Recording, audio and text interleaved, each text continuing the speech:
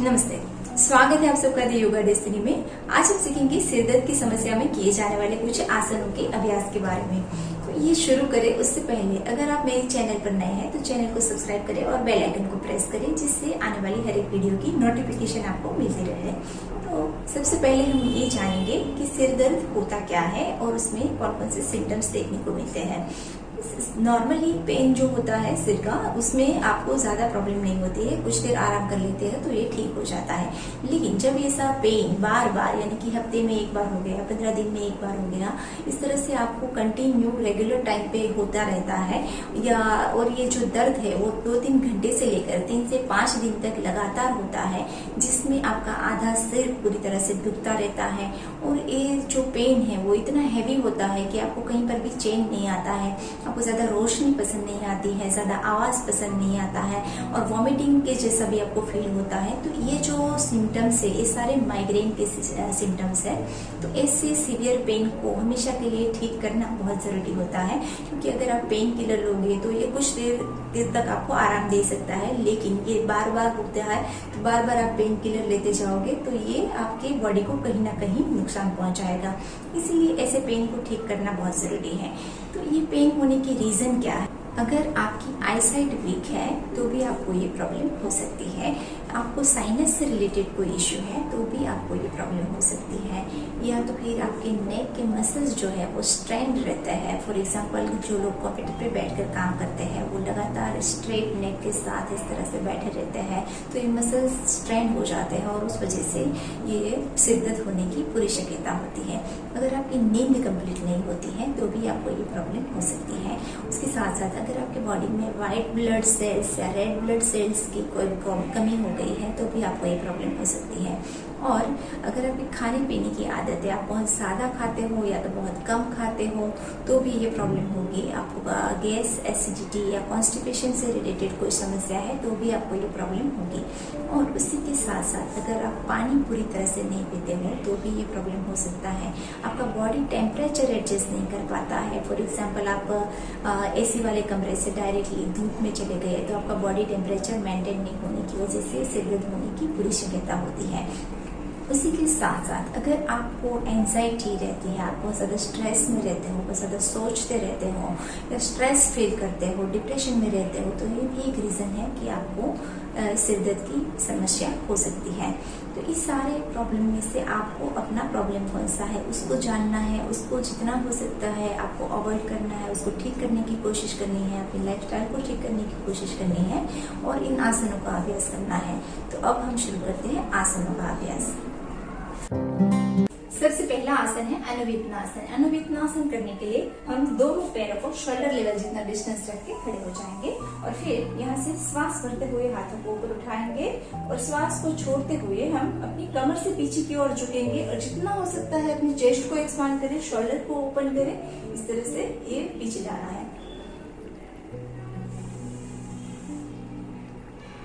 और फिर श्वास भरते हुए वापस आना है। अगर आप ऐसे नहीं कर सकते हैं तो आप यहाँ पर हाथ को सपोर्ट से भी कर सकते हैं, बट ध्यान रखना है कि आपका चेस्ट ओपन हो और शोल्डर ओपन हो। श्वास भरें और श्वास छोड़ते हुए पीछे की साइड झुके, और श्वास करते हुए वापस आएंगे। यहाँ पर आप 10 to 20 सेकंड तक होल्ड करें। ये आपके बॉडी के जो चेस्ट है उसको एक्सपांड करेगा, आप अच्छे से ब्रीथिंग करने में आपको हेल्प करेगा। अगर आपको स्पाइन से रिलेटेड कोई इश्यू है तो इस आसन को अवॉइड करें। नेक्स्ट आसन जो है वो है प्रसरित पादोत्तानासन, जिसके लिए हमें अपने दोनों पैरों को कम से कम 3 फीट जितने ओपन कर लेने हैं। अब यहाँ से श्वास करते हुए हम हाथों को ऊपर उठाएंगे, और श्वास को छोड़ते हुए इस तरह से कमर से नीचे झुकेंगे। देखना स्पाइन पूरी तरह से सीधे रहेगी, उतना ही आप ज्यादा अच्छे से झुक पाओगे। और फिर अपने हाथों को नीचे ले आए, और सर को भी जितना हो सकता है आप नीचे ले जाए, जरूरत पड़े तो और भी पैरों को ओपन कर सकते हैं, और इस तरह से अपना सर जो है वो पूरी तरह से जमीन पे ऊपर लगा सकते हैं। अगर आप जमीन पे ऊपर नहीं लगा पाते हो तो यहाँ पर आप कुछ डिब्बा ले लीजिए या तो ब्लॉक ले लीजिए, रख के भी यहाँ पर आप आराम से होल्ड कर सकते हो। इस आसन को कम से कम 1 मिनट तक होल्ड कीजिए और 3 टाइम इसको रिपीट कीजिए, और फिर श्वास भरते हुए हम ऊपर की ओर उठेंगे,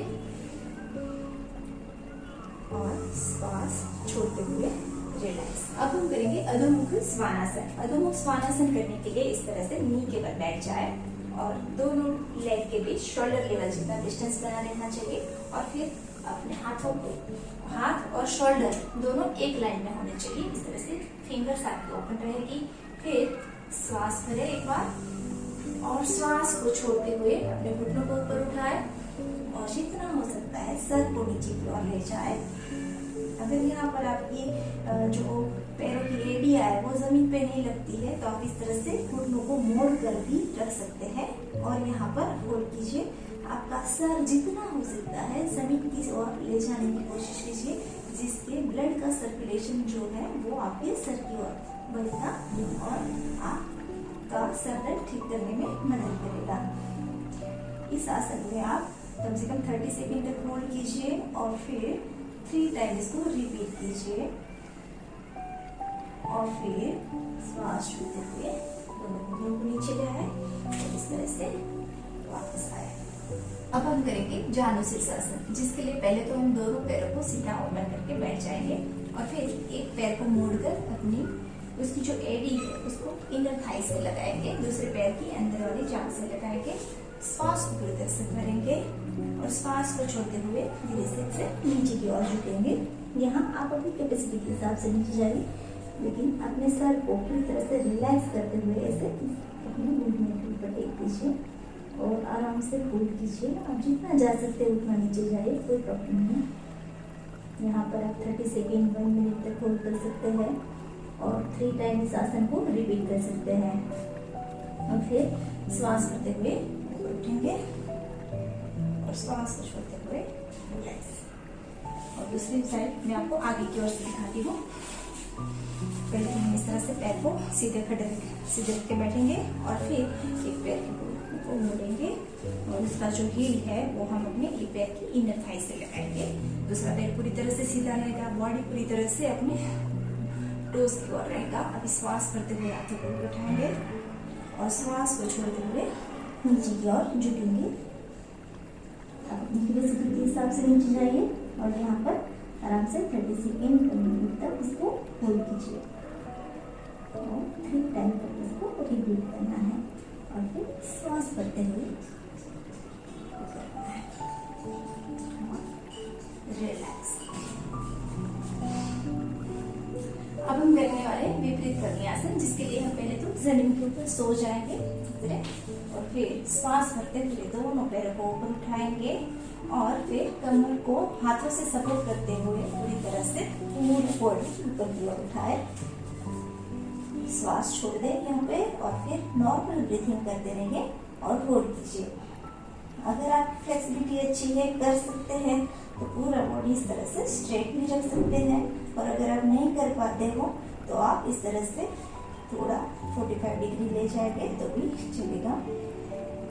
ये भी आपके सर तक ब्लड का और ऑक्सीजन का फ्लो बढ़ाएगा और आपके सिर दर्द को ठीक करेगा। और फिर श्वास भरते हुए दोनों घुटनों से मोड़े और धीरे से बहुत ही केयरफुली आपको यहाँ पर अपनी स्पाइन को नीचे रखना है, कोई भी जर्क नहीं देना है, अदरवाइज आपकी स्पाइन में प्रॉब्लम हो सकती है। अब हम करेंगे मत्स्यासन। मत्स्यासन करने के लिए पहले तो दोनों हाथों की हथेलियों को अपने शोल्डर के पास इस तरह से रखें और फिर श्वास को भरते हुए देखिए कि मेरा चेस्ट ऊपर आएगा और जो हेड, ये जो क्राउन होता है ना, उसको आपको जमीन के ऊपर लगाना है और चेस्ट को मैक्सिमम ओपन करना है। कुछ इस तरह से पैर पूरी तरह से नीचे रहेंगे और श्वास भरते हुए क्राउन की इस तरह लगाए और फिर आप हाथों को भी ऐसे ले लें। देखिए इस तरह से पूरा चेस्ट ओपन होना चाहिए, जिससे आपका ब्रीथिंग अच्छी से होगा। यहाँ पर आप 30 सेकेंड 1 मिनट आप अपनी कैपेसिटी के हिसाब से होल्ड कर सकते हैं और फिर श्वास छोड़ते हुए रिलैक्स। अब हम करेंगे उष्ट्रासन, जिसके लिए इस तरह से नी के बल बैठ जाएंगे। दोनों पैरों के बीच में शोल्डर लेवल जितना डिस्टेंस होगा, पीछे भी उतना ही डिस्टेंस रहेगा और दोनों पैर के पंजे जो है वो पूरी तरह से जमीन के ऊपर लगे रहेंगे। अभी आपके हाथों को यहाँ कमर के ऊपर पीछे सपोर्ट करना है और श्वास को भरना है। श्वास भरेंगे और श्वास को छोड़ते हुए पीछे की ओर झुकेंगे। चेस्ट को एक्सपांड करना है, शोल्डर को पुश करना है और हिप का जो पोर्शन है, पेल्विस का जो पोर्शन है, उसको आगे की ओर पुश करते जाए। और यहाँ पर आपको 30 सेकेंड या 1 मिनट तक भी आप होल्ड कर सकते हैं और 3 टाइम इस आसन को रिपीट करना है। और अगर आपकी फ्लेक्सिबिलिटी अच्छी है तो आप अपनी जो नी है उसको पकड़कर ऐसे भी इसको होल्ड कर सकते हैं। फिर श्वास करते हुए ऊपर आएंगे और फिर इस तरह से हम वज्रासन में बैठ जाएंगे और यहाँ से हम शशांक आसन करेंगे, जिसके लिए हम क्या करेंगे, दोनों हाथों को इस तरह से पीछे की ओर रखेंगे और श्वास को एक बार इनहेल करें, श्वास करें और श्वास को छोड़ते हुए धीरे धीरे से इस तरह को जमीन की ओर ले जाए। यहाँ पर आप खुद कीजिए, आप चाहे तो भी को भी पकड़ सकते हैं इस तरह से। और अगर आपकी फ्लेक्सिबिलिटी अच्छी है तो आप अपने के पोस्चर को उठाकर इस तरह से पूरा जो सर है, क्राउन जो है, उसको जमीन के ऊपर लगाना है और नॉर्मल ब्रीथिंग करते रहना है। यहाँ पर आप 30 सेकेंड 1 मिनट अपनी कैपेसिटी के हिसाब से होल्ड कर सकते हो और इस आसन को भी आपको 3 टाइम तक रिपीट करते जाना है। और फिर रिलैक्स, श्वास करते हुए ऊपर की ओर उठे।